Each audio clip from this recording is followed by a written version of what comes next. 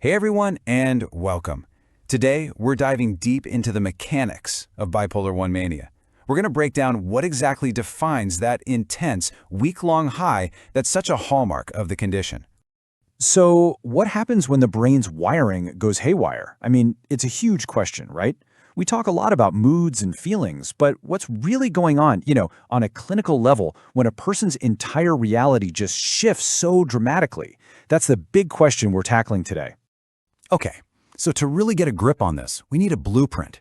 We've got to look at the official clinical definition, the thing that separates a true manic episode from, say, just having a really good week. And you might be asking, why does that even matter?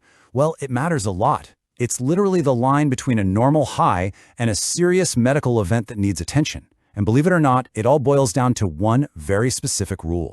And that rule, it comes straight from something called the DSM-5. Think of it as the official playbook for mental health professionals, the Diagnostic and Statistical Manual of Mental Disorders. It's the guide that doctors and researchers all over the world use. It gives everyone a common language and a set of standard rules, which is just absolutely crucial for diagnosing something as complex as this. I mean, without it, everything would just be guesswork, right? Totally subjective and all over the place. So here it is, the single most important point. It all comes down to this number, 7.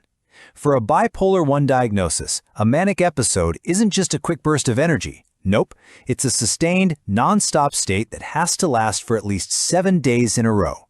That length of time, that's what turns it from just a good mood into a clinically significant event.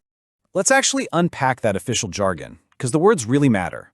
When they say a distinct period, they mean it's a really clear break from how a person normally is. And abnormally and persistently elevated?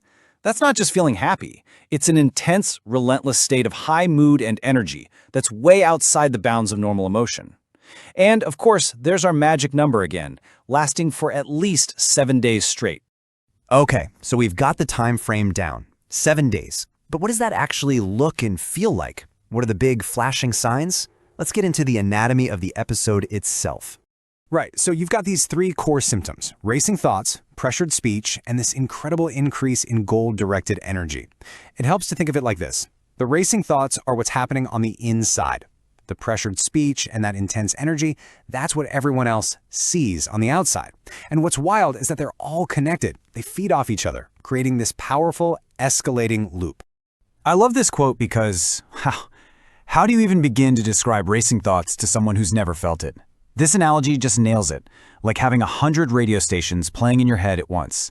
See, it's not just thinking fast. It's this total, overwhelming, uncontrollable flood of ideas and memories and connections all firing at the same time. And all that chaos that's happening inside, it has to go somewhere. It often just spills out as what's called pressured speech. The thoughts are moving so fast that there's this almost physical pressure to get the words out. So this isn't about just being chatty, it's a non-stop, rapid-fire stream of words kind of tumbling over each other, making it basically impossible for anyone else to jump into the conversation. And, finally, you take all that mental energy, all that verbal energy, and you pour it into action. That's the increased goal-directed energy piece.